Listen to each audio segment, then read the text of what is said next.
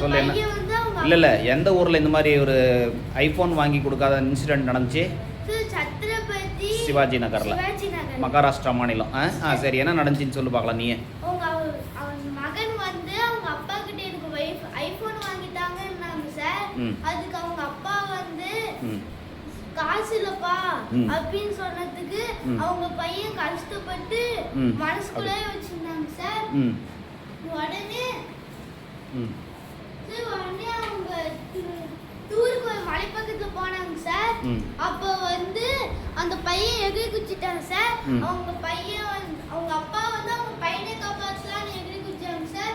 அதனால அவங்க அம்மா ரெண்டு பேருமே இல்லைன்னு சொல்லி அவங்களே எகிரி குச்சிட்டாங்க. சரி, இப்போ வந்து அந்த பையன் ஃபோன் கேட்குறான். உடனே ஒரு வேளை வாங்கி கொடுத்துருந்தா உயிரை காப்பாற்றிருக்கலாம் இல்லையா? அப்போ வாங்கி கொடுக்கணுங்கிற வாங்கி ஏன்?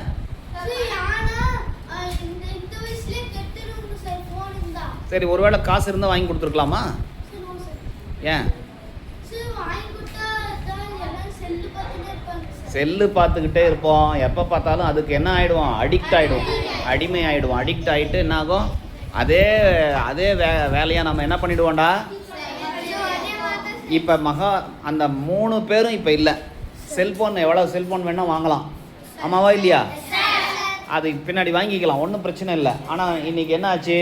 3 பேருமே இல்லை. வெரி குட், கரெக்டான விஷயத்த சொன்ன. அவனுக்கு கை தட்டுங்கிற எல்லாம். அதனால் என்ன சொன்ன? உன் பேர் என்னடா? ஜெயினி. ஜெயினித் வந்து மிக அழகாக எடுத்து என்ன சொன்ன? உன் பேர் என்னடா? ஜெயினி. ஜெயினித் வந்து மிக அழகாக எடுத்து சொன்னான். எல்லாருக்கும் தெரியும் இன்சிடென்ட் என்னன்னு. ஆனால் என்ன விஷயம் அப்படின்னா, ஒரு செல்ஃபோன் இல்லை, 1000 செல்ஃபோன் கூட வாங்கிக்கலாம். அப்புறம் எல்லா மாணவர்களும் தெரிஞ்சுக்கோ, வீட்டில் ஃபஸ்ட்டு அடம் பிடிக்கிறத நிறுத்து. அடம் பிடிச்சி சாதிக்க பார்க்காத. நம்ம குடும்ப சூழ்நிலை என்ன, நாம் எந்த மாதிரி சூழ்நிலையில் வளர்ந்துட்டு இருக்கிறோம் அப்படிங்கிறத முதல்ல பார்க்கணும். புரியுதா? ஒரு செல்ஃபோன் போனால் பரவாயில்ல, ஆனால் ஆள் உயிரே போயிடுச்சு. ஒரு பையன் போனோடனே அவங்க அப்பா இறந்தார். அதை பார்த்து கதி கலங்கி போய் விழுந்தார். உடனே 2 பேர் போன முன்னாடி நமக்கு எதுக்கு இந்த உலகம் அப்படின்னு அவங்க அம்மாவோ போய் குதிச்சுட்டாங்க இல்லையா? இந்த உடம்பு 1000 இல்லை, 1 கோடி செல்ஃபோனை சேர்த்தனா கூட இந்த உடம்புக்கு சமம் ஆகாது. ஏன்னா அவ்வளவு மெக்கானிசம் உடம்புக்குள்ள ஆண்டாங்க வச்சிருக்கோம். எடுத்துட்டு போ, கொடுத்துட்டேங்க, கொண்டு போய் கொடுத்தாச்சு போ. அவ்வளவு செயல்பாடுகள் இந்த உடம்புல நடக்குது. ஒரு செகண்ட்ல எடுக்கிற முடிவு வாழ்க்கையவே மாற்றி புரட்டி போட்டுடுச்சு. அவ்வளோதான். யாருமே 3 பேருமே இல்லை. ஆனால் அவங்க இருந்திருந்து நாளைக்கு அவனே நல்லா படித்து சம்பாரிச்சு செல்ஃபோன் என்ன கார் வாங்கலாம், வீடு வாங்கலாம், என்ன வேணால் வாங்கலாம், அப்பா அம்மா வச்சு காப்பாற்றிருக்கலாம். எத்தனை கனவுகளோடு வந்திருப்பாங்க.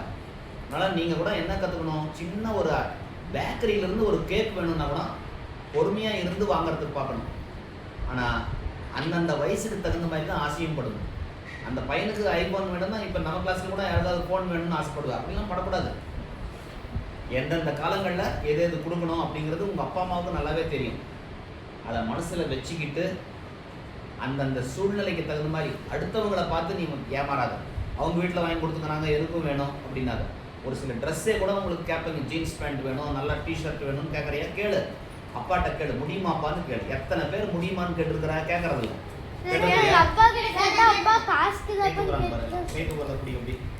எவ்வளவு பேர் பாரு, இவங்கெல்லாம் அப்பா அம்மாவை அனுசரிச்சு கேட்கறவங்க. அம்மா தானே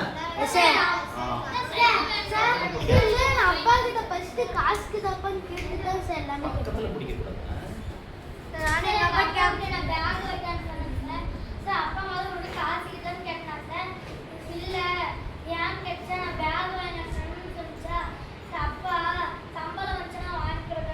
சொன்னார்ல, அப்ப சரி, நீ அடம் பிடிச்சியா?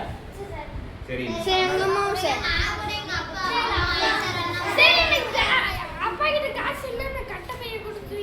கட்டப்பை கூட கொண்டு வரதுக்கு ரெடி.